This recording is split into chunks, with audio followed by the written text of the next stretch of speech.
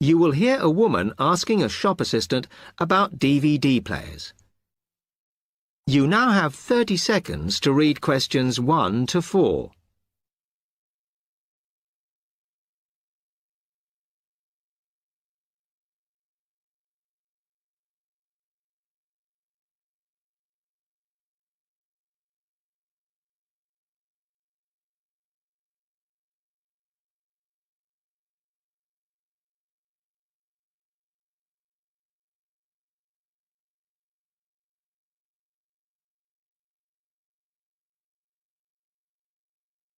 Hello, I'm interested in buying a DVD player. Can you help me, as I don't know very much about them? Of course. We sell quite a range. Actually, we're doing a customer survey at the moment, so I wonder if I could fill in this form about you, and that will actually help me to advise you on the best DVD player for you. Oh, okay. First of all, your occupation. Student. Okay. Then, have you already got a DVD player? No, I've never had one before. Uh-huh. And how much do you think you want to spend on a player? I'm not sure, really, but I have got a budget. My friend said I should allow about £100, but I can't afford over £85, so that's what I'm working on. Mm-hmm.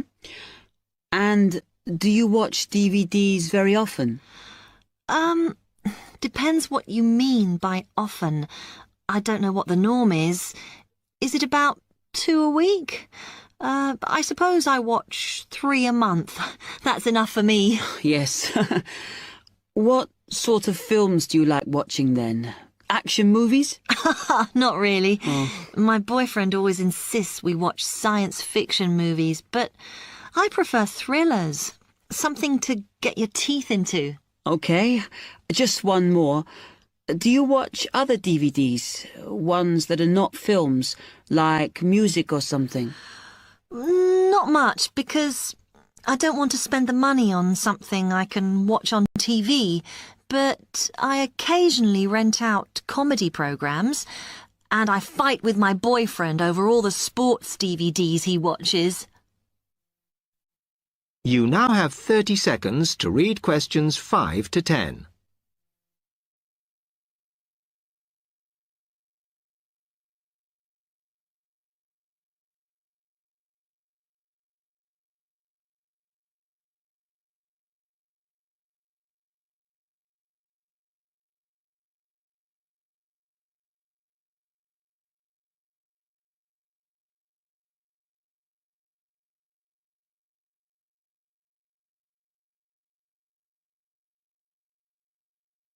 Okay, let me explain a bit to you about the DVD players that are in your price range. First, there's the DB30, which has only got basic features, but it is a bargain at £69. Now, all the DVDs come with an after-sales service that starts when the guarantee runs out.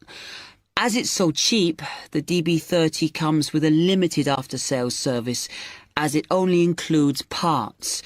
You would have to pay for most of the repair. Seems okay. Then, a slight grade up from that is the XL643. This comes with an additional feature in that it has an extra button allowing you to record. That's quite useful. Oh, yes. That would mean spending less on DVDs to watch. Yes, so you'd make the extra money back on it that it costs. Let me see how much it is. Yes, that one's actually reduced at the moment from £79 to £71.99. Oh. I think it's worth the extra myself. And is that the same level of after-sales service as the other one? Well, you get a bit more for your money because what we're offering is a discount on labour. So you don't pay the full price if you have to call an engineer out. I see. Then the last one is this Tri-X24. It's a very good player, and you can use it to listen to your CDs as well as watch DVDs. It looks nice, but I bet it's expensive. No, it's not top of the range. Let's see. Yes, it's £94. But what you have to remember is that includes insurance, so you don't have to pay extra for that. And it comes with a guarantee that's valid for 3 years, as opposed to the usual one. What do you think? Maybe.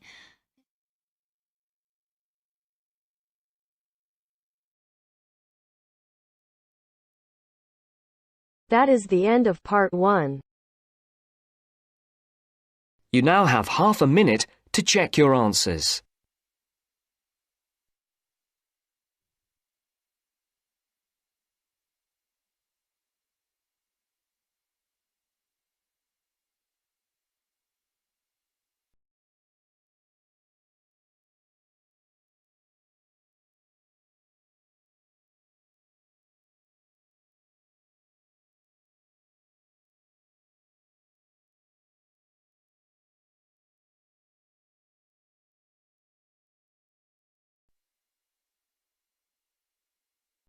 Now turns to part 2.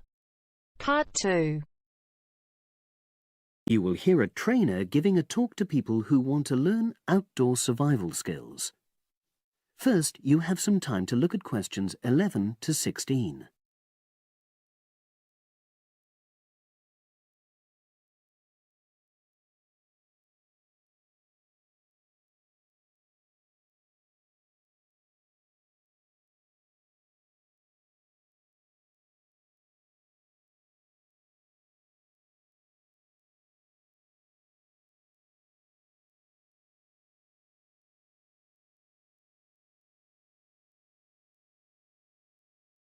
Now listen and answer questions 11 to 16. Good morning, everyone, and welcome to our outdoor survival program. As you know, this week you'll be learning some of the basic information and skills you need to look after yourself independently in the outdoors. These first 2 days will be based here in the classroom, and then we'll be taking a camping trip to put into practice some of the things you've learned. I'm going to start off with the topic of food. And to start with, I'll describe just 2 methods which we'll be putting into practice at our camp, and which make use of natural resources, the steam pit and the bamboo pot. I've got 2 posters here to make things clearer, and I'll start with the steam pit here. To make this, you'll need some dry sticks, some grass, some loose earth, and some stones. And for this week only, some matches. The first thing you do is to dig a shallow pit in the place you've chosen to do your cooking. Let's say about 25 centimeters deep and 30 centimeters wide. Your sticks have to be a bit wider than the pit because you have to put a line of them along the top from one end of the pit to the other. Before setting light to these, you take some large stones and arrange them on top. Then you start the fire and wait till the wooden platform burns through and the stones fall into the pit. At this point, brush away any pieces of hot ash from the stones. You can use a handful of grass, and then take another stick and push it down into the center of the pit, between the stones. After that, you cover the whole pit with a thick layer of grass. And then you can put your food on it, wrapped in more pieces of grass, like parcels. Finally, cover the whole thing with earth. You have to pat it firmly to seal the pit. Then all you have to do is take the stick out and pour a bit of water into the opening that it leaves. It should take about 4 hours for your food to cook, as it cooks slowly in the steam that's created inside the pit. Now you have some time to look at questions 17 to 20.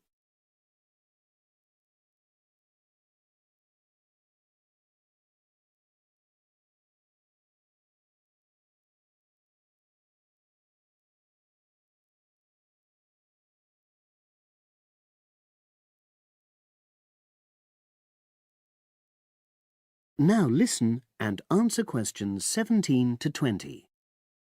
So, simple but effective. The other method you're going to practice this week is the bamboo oven. Now, the steam pit is ideal in certain conditions because the heat is below ground level. For example, if there's a strong wind and you're afraid a fire might spread. But when it's safe to have an open fire, you can use the bamboo oven method.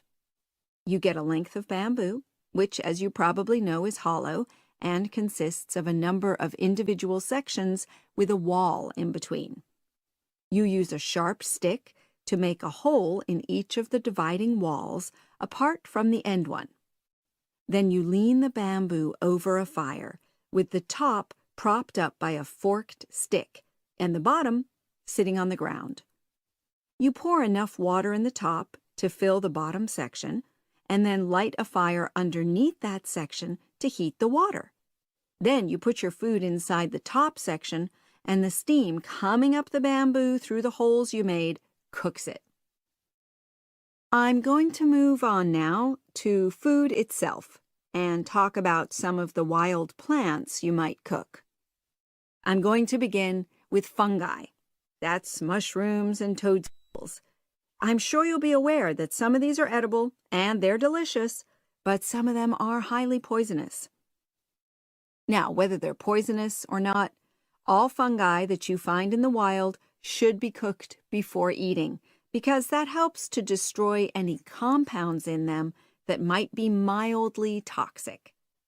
But be aware that any amount of cooking won't make poisonous varieties any safer to eat. Unless you can definitely identify a fungus, you should never eat it. It's not worth the risk. And you need to be really sure, because some fungi that are poisonous are very similar in appearance to certain edible varieties. They can easily be mistaken for each other. So, having said all that, fungi are delicious when they're freshly picked, and although they are only moderately nutritious, they do contain minerals which the body needs. I'll move on now to leafy plants, which are generally... That is the end of part 2. You now have half a minute to check your answers.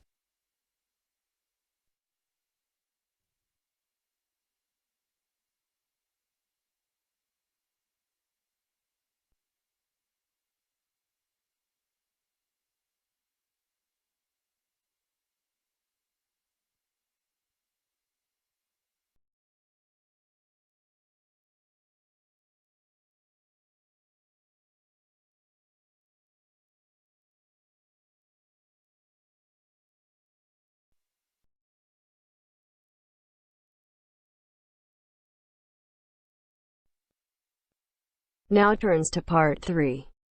Part 3. You will hear a student, Penny, talking to two friends, Ray and Louise, about a television competition Ray has entered called Travel Documentary. Before you hear the conversation, you have some time to look at questions 21 to 26.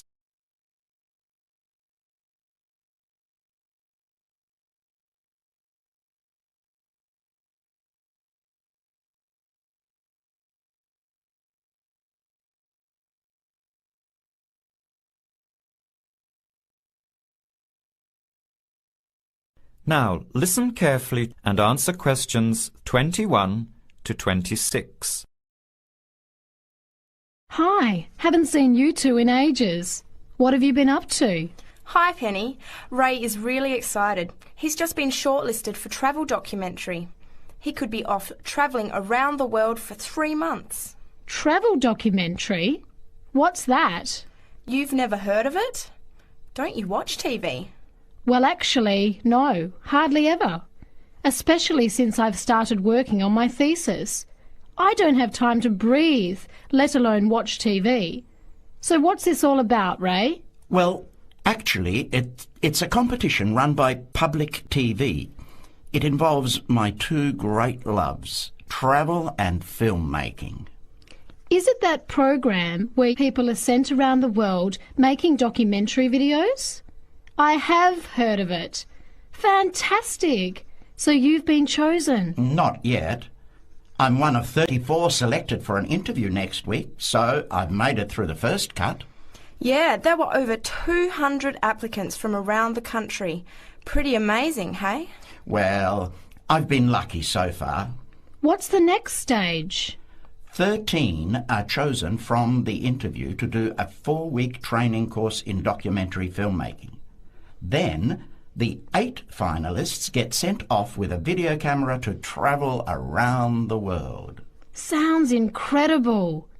What's the catch? The catch is that every 2 weeks you have to send in a 10-minute video from a different part of the world. It's broadcast on TV along with the work of 3 of the other competitors and judged by a panel of experts and the TV audience. So you're under a lot of pressure. Wow, I guess so. You mean you're on television every 2 weeks? Yep, that's right. But first I have to be selected. Do you have to have any filmmaking experience to apply? Some background in photography or video making helps, but you're not supposed to be an expert. In fact, you can't apply if you've already worked in filmmaking. We all get the same 4-week course, so we start with the same skills. Can you go anywhere in the world you want? Each competitor makes up his or her own travel plans and has to get them approved. Before the conversation continues, you have some time to look at questions 27 to 30.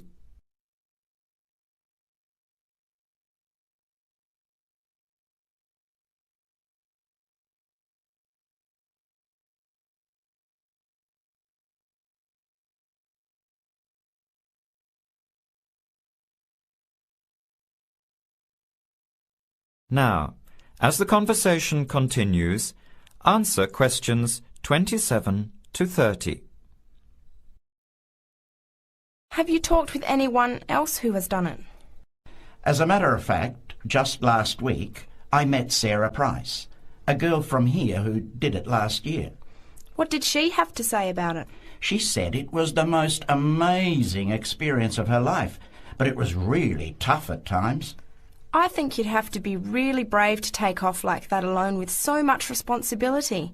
It's not like going on a holiday, is it? No.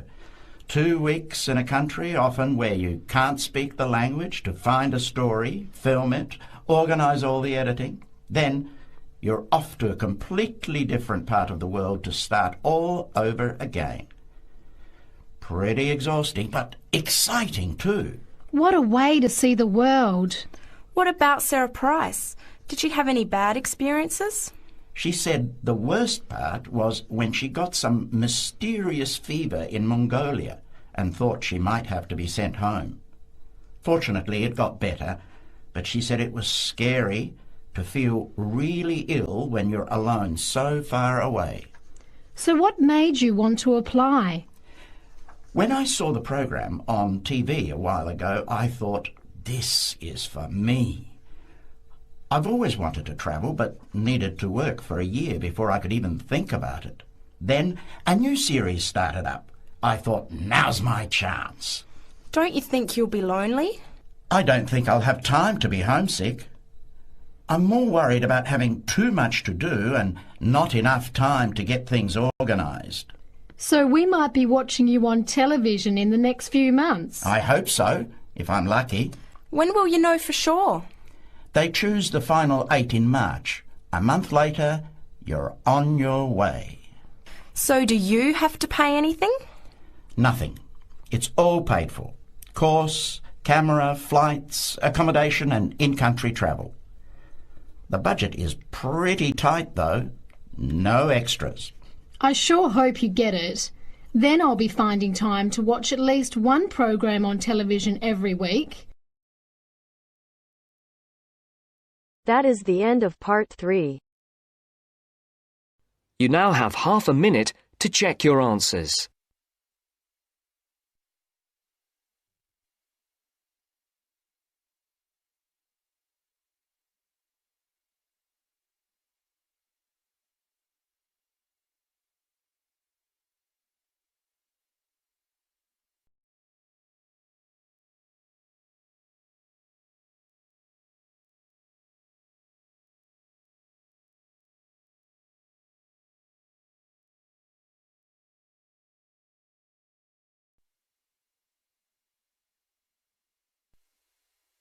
Now turns to Part 4. Part 4. This is Jane Frost with this morning's edition of Wake Up with Frost. First, you have some time to look at questions 31 to 40.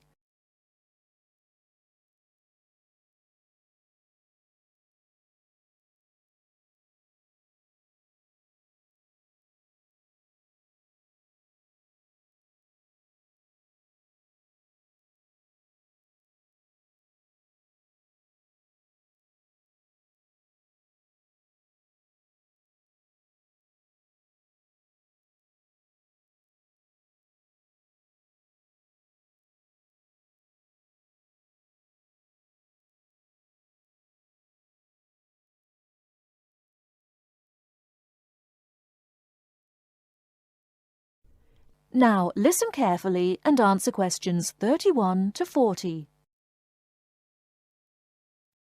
Good morning. This is Jane Frost with this morning's edition of Wake Up with Frost.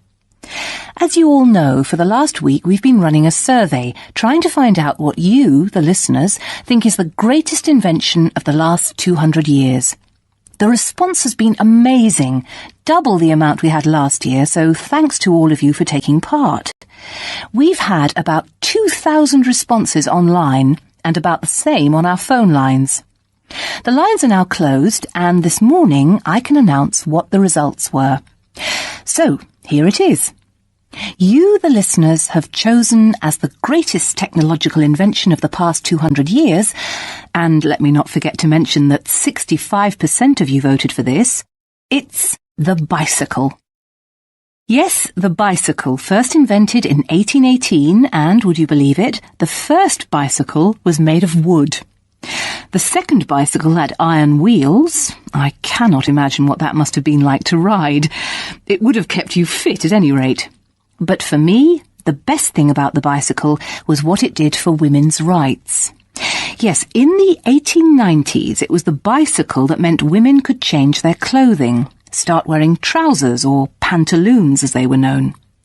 Before then, women's clothes had been really uncomfortable, and I'd imagine quite difficult to breathe in. So, thanks to the ordinary bicycle, it was not only the man who wore the trousers in a home. Instead, women could now feel far more equal to their male contemporaries. And I'm sure you'll agree, the bicycle is a great way to get regular exercise, and of course, it's much better for the environment. And today, over 1 billion people all over the world ride bicycles, and for some, it's their only means of getting around from A to B. So, to all you bicycle riders out there, keep up the good work. Coming in a close second with 42% is the computer. I found out something interesting about the computer, which is that really, this word first meant someone who did mathematical calculations. Of course, today, with the development of the personal computer, computers are being used for everything from home use to business and even digital photography. I don't know about you, but I can't imagine life without a computer now. I guess closely related to the computer is the internet, and this got 12% of your votes. Maybe, like myself, many of you might think of the internet as being the World Wide Web, but actually the web is only one part of the internet. The internet began as part of the United States military network, but it later began to be used by businesses and academic institutions. Of course, today, the internet has so many uses.